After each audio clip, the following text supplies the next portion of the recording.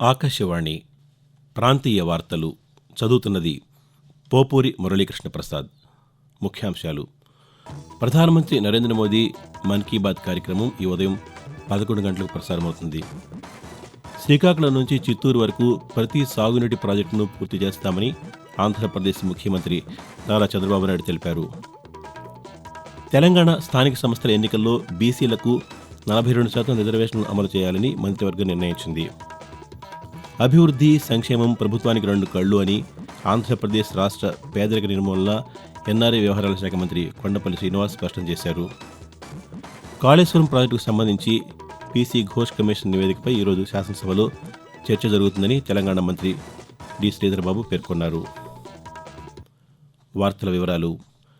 ప్రధానమంత్రి నరేంద్ర మోదీ తన మనసులోని భావాలను ఆకాశవాణి ద్వారా దేశ ప్రజలతో పంచుకునే మన్ కీ బాత్ మనసులోని మాట కార్యక్రమం 125వ సంచిక ఈ ఉదయం 11 గంటలకు ప్రసారమవుతుంది.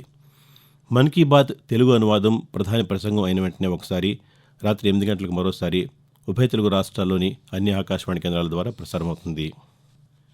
శ్రీకాకుళం నుంచి చిత్తూరు వరకు ప్రతి సాగునీటి ప్రాజెక్టును పూర్తి చేస్తామని ఆంధ్రప్రదేశ్ ముఖ్యమంత్రి నారా చంద్రబాబు నాయుడు తెలిపారు. ప్రతి ఎకరాకు సాగునీరిచ్చి సస్యశ్యామలం చేస్తామని సామాజిక మాధ్యమంలో పేర్కొన్నారు.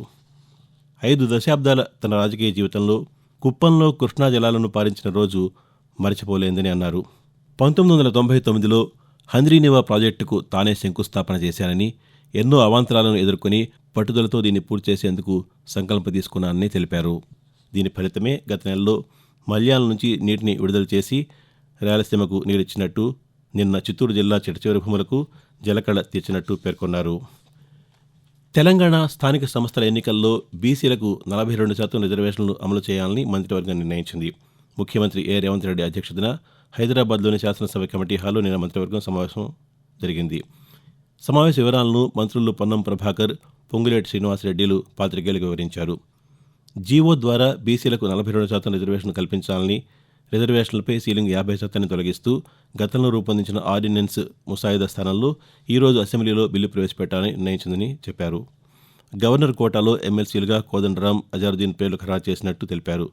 2023 సంవత్సరంలో రైస్ మిల్లర్లు ఇచ్చిన ధాన్యాన్ని వెనక్కి ఇవ్వని వారి నుంచి రికవరీ చేయాలని మంత్రివర్గం నిర్ణయించిందని చెప్పారు.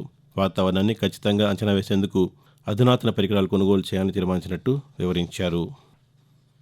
అభివృద్ధి, సంక్షేమం ప్రభుత్వానికి 2 కళ్లు అని ఆంధ్రప్రదేశ్ రాష్ట్ర పేదరిక నిర్మూలన, ఎన్ఆర్ఐ వ్యవహారాల శాఖ మంత్రి కొండపల్లి శ్రీనివాస్ స్పష్టం చేశారు. విజయనగరం జిల్లా బొండపల్లి, అంబటివలస గ్రామాల్లో నూతనంగా నిర్మించిన గ్రామ సచివాలయ భవనాలను ఆయన నిన్న ప్రారంభించారు.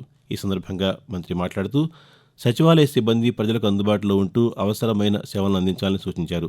అర్హులైన వారందరికీ పెన్షన్ ఇస్తున్నామని స్పష్టం చేశారు. ప్రభుత్వం ఒకవైపు పెద్ద ఎత్తున అభివృద్ధి కార్యక్రమాలను కొనసాగిస్తూనే సంక్షేమానికి కూడా అత్యధిక ప్రాధాన్యతనిస్తోందని, ముఖ్యంగా యువతకు ఉపాధి అవకాశాలకు పెద్దపీట వేస్తోందని మంత్రి పేర్కొంటూ, యువకులకి ఎంప్లాయ్మెంట్ రావడానికి కూడా పూర్తి స్థాయిలో ప్రభుత్వం పనిచేస్తా ఉంది. విడిపోయిన ఆంధ్రప్రదేశ్ లో మన రాష్ట్రానికి బాగా నష్టం జరిగింది. ఎందుకంటే ఈ రోజు యువకులు దేశంలో ఎక్కువ మంది యువత మన రాష్ట్రంలో అన్ఎంప్లాయిడ్ కింద ఉన్నారు. ఉద్యోగాలు కల్పించాలి, స్వయం ఉపాధి పొందేలా కూడా అవకాశాలు ఇవ్వాలి. చదువుకున్న విద్యార్థులు చాలా మంది ఉన్నారు, వాళ్ళని ఎలా దారిలో పెట్టాలి. ఇవన్నీ కూడా ప్రభుత్వం గడిచిన సంవత్సర కాలంలో కానీ 15 మాసాల్లో కానీ ఎక్కువగా పనిచేయడం మొదలు పెడతాం. కుప్పం అభివృద్ధి కోసం ఆంధ్రప్రదేశ్ ముఖ్యమంత్రి నారా చంద్రబాబు నాయుడు సమక్షంలో వివిధ సంస్థలతో సంబంధిత శాఖల అధికారులు నిన్న 6 ఒప్పందాలు చేసుకున్నారు. వ్యర్థాల నుంచి సంపద సృష్టించేందుకు ఏజీఎస్ ఐటీసీ సంస్థతో ఒప్పందం కుదిరింది. ఈ ఒప్పందంలో భాగంగా వ్యర్థాల సుస్థిర నిర్వహణపై ఇంటింటి ప్రచారం, పాఠశాలల్లో 15 ఏళ్ల పాటు అవగాహన కార్యక్రమాలు నిర్వహించనున్నారు.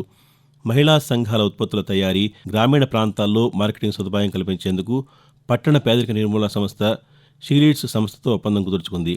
ఈ ఒప్పందంలో భాగంగా కుప్పం నియోజకవర్గంలో 10,000 మంది మహిళలను పారిశ్రామికవేత్తలుగా తయారు చేయడంతో పాటు వారికి శిక్షణ ఇవ్వనున్నారు.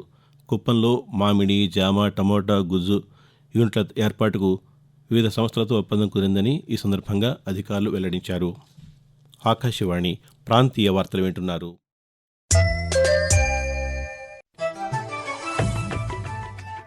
నిరంతర వార్తా విశేషాల కోసం న్యూస్ ఆన్ ఎయిర్ యూట్యూబ్ ఛానల్ను, newsonair.gov.in వెబ్సైట్ను, ట్విట్టర్లో ఆల్ ఇండియా రేడియో న్యూస్ను వీక్షించండి. తెలుగు ప్రాంతీయ వార్తా విశేషాల కోసం ఆకాశవాణి న్యూస్ విజయవాడ మరియు ఆకాశవాణి న్యూస్ విశాఖపట్నం యూట్యూబ్ ఛానల్స్ను వీక్షించండి.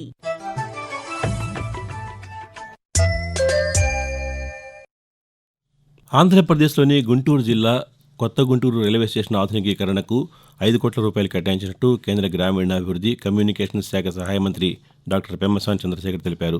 గుంటూరు పార్లమెంటు పరిధిలో రైల్వే, గృహ నిర్మాణ ప్రాజెక్టులపై సంబంధిత అధికారులతో జిల్లా కలెక్టరేట్లో నిన్న సమీక్షా సమావేశం నిర్వహించారు.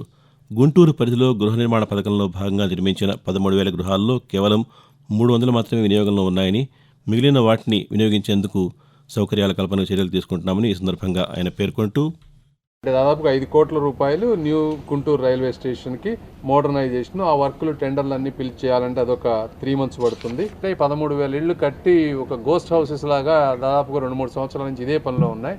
ప్రజలందరూ కూడా అర్థం చేసుకోవాల్సింది, ఆర్యూబీ అంటేనే అండర్, ఎక్కడైనా సరే వర్షం హెవీగా పడ్డప్పుడు ఆటోమేటిక్గా లోతట్టు ప్రాంతాలకు నీళ్లు వెళ్తాయి. ఇవన్నీ అంటే ఎప్పటి నుంచో గుంటూరులో ఓవరాల్ డ్రైనేజ్ సిస్టమ్ కానీ డ్రైన్ల మీద ఆక్యుపై చేయటం ఇవన్నీ ఉన్నాయి. మీరు చెప్పిన ఇష్యూసే 1 by 1 చేసుకుంటా. కాళేశ్వరం ప్రాజెక్టుకు సంబంధించి పీసీ ఘోష్ కమిషన్ నివేదికపై ఈరోజు శాసనసభలో చర్చ జరుగుతుందని తెలంగాణ ఐటీ, శాసనసభ వ్యవహారాల శాఖ మంత్రి దుద్దిళ్ల శ్రీధర్బాబు తెలిపారు. నిన్న నిర్వహించిన శాసనసభ వ్యవహారాల కమిటీ బీఏసీ సమావేశం ముగిసిన అనంతరం ఆయన పాత్రికేయులతో మాట్లాడుతూ బీసీ రిజర్వేషన్ల బిల్లును ఈ రోజే సభలో ప్రవేశపెట్టనున్నట్టు తెలిపారు. కాళేశ్వరంపై సభలో భారత రాష్ట్ర సమితి పవర్ పాయింట్ ప్రజెంటేషన్ ఇచ్చే విషయంపై సభాపతి నిర్ణయం తీసుకోవాల్సి ఉంటుందని అన్నారు. హరికథ పితామహుడు ఆదిభట్ట నారాయణదాస్ జయంతి ఈరోజు. సంగీతం, సాహిత్యం, నృత్యాల మేళవింపుతో హరికథా ప్రక్రియకి విశేష ప్రచారం కల్పించిన ఆయన 1864 ఆగస్టు 31వ తేదీన విజయనగరం జిల్లా బలిజిపేట మండలం అజ్జాడ గ్రామంలో జన్మించారు. రచయిత, కవి, బహుభాషా కోవిదుడు అయిన నారాయణదాసు తెలుగులో 17, సంస్కృతంలో 3, అచ్చ తెలుగులో 1 హరికథను స్వయంగా రచించారు. హిందూస్థానీ భైరవీ రాగాలపనకు గాను రవీంద్రనాథ్ ఠాగూర్తో ప్రశంసలు అందుకున్న ఆదిభట్ల నారాయణదాసు 1945 జనవరి 2న తుది శ్వాస విడిచారు. వాతావరణం. ఆంధ్రప్రదేశ్ యానాంలోని దిగువటి రూపావరణంలో నైరుతి పశ్చిమ గాలులు వీస్తున్నాయని అమరావతి వాతావరణ కేంద్రం తెలిపింది. దీని ప్రభావంతో రానున్న 2 రోజుల పాటు ఆంధ్రప్రదేశ్లో తేలికపాటి నుంచి మోస్తరు వర్షాలు కురిసే అవకాశం ఉందని వాతావరణ శాఖ అధికారి ఎం వెంకట్రావు తెలియజేస్తూ, ఈ రోజు ఉత్తర కోస్తా ఆంధ్రప్రదేశ్లో తేలికపాటి నుంచి మోస్తరు వర్షాలు లేదా ఉరుములతో కొన్ని జల్లులు కొన్ని చోట్ల కురిసే అవకాశం ఉంది. దక్షిణ కోస్తా ఆంధ్రప్రదేశ్, రాయలసీమలో తేలికపాటి నుంచి మోస్తరు వర్షాలు 1 లేదా 2 చోట్ల కురిసే అవకాశం ఉంది. బలమైన గాలులు గంటకు 30 నుంచి 40 కిలోమీటర్ల వేగంతో వీచే అవకాశం ఉంది. మరోవైపు తెలంగాణలో 5 రోజుల పాటు మోస్తరు నుంచి భారీ వర్షాలు కురిసే అవకాశం ఉందని హైదరాబాద్ వాతావరణ కేంద్రం తెలిపింది. ఎగువ రాష్ట్రాల్లో కురుస్తున్న భారీ వర్షాలకు గోదావరి నదికి వరద ప్రవాహం పెరుగుతోందని ఆంధ్రప్రదేశ్ విపత్తుల నిర్వహణ సంస్థ మేనేజింగ్ డైరెక్టర్ ప్రఖర్ జైన్ తెలిపారు. నిన్న రాత్రి 9 గంటలకు భద్రాచలం వద్ద నీటి మట్టం 47.7 అడుగులుగా నమోదైందని ఒక ప్రకటనలో పేర్కొన్నారు.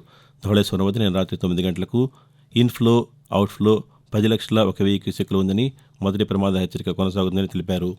మరోవైపు కృష్ణానదికి ప్రకాశం బ్యారేజీ వద్ద 2,99,000 క్యూసెక్ల వరద ప్రవాహం నమోదైందని వెల్లడించారు. ఆయా నదీ పరివాహక ప్రాంత లోతట్టు గ్రామ ప్రజలు తగిన జాగ్రత్తలు తీసుకోవాలని సూచించారు. వినాయక నిమజ్జన ఉత్సవాల్లో జాగ్రత్తలు పాటించాలని సూచించారు.